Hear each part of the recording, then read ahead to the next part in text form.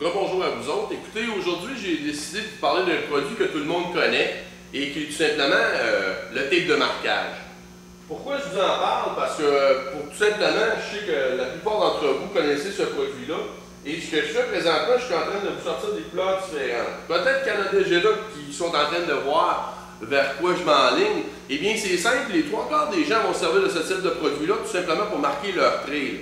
Mais par contre, il ne faut pas oublier une chose, c'est qu'il y a certains gens qui vont chasser dans des miradors ou dans des caches, que ce soit à l'arc ou à l'arbalète, et qui pourraient utiliser ce type de produit-là pour un petit peu autre chose.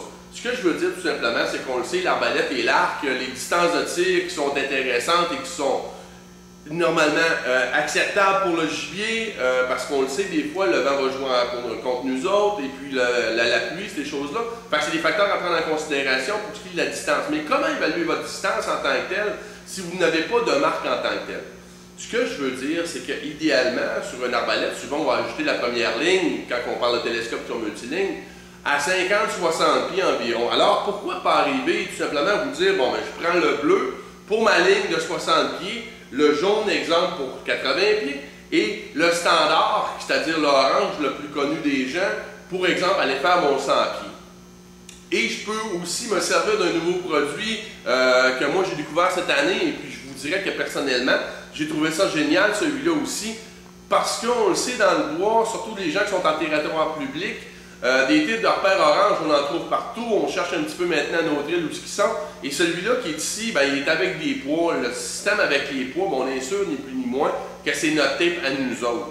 Fait que de celui-là, je vais me servir moi personnellement pour faire mes trails, pour chercher mon gibier, pour marquer où je suis parti au départ. Et ceux-là vont me permettre aussi en même temps, ben, tout simplement, de pouvoir faire mes lignes de distance et de pouvoir évaluer plus où est-ce qu'il y a le gibier. C'est-à-dire qu'exemple, comme je le disais tout à l'heure, à 50 pieds, j'ai mis mon tape d'une couleur différente, ce qui fait que je vais me faire une échelle parce que des fois, sur le coup de l'émotion, avec un beau buck qui vient se présenter, on peut des fois mal juger un petit peu et se dire vite, c'était 80, mais en fin de compte, c'est 60. Fait qu'on se fait une petite légende dans le côté de notre cache, on fait juste regarder ça du coin de l'œil et ça vient nous dire tout simplement, OK, le gibier est à telle distance, on prend telle ligne.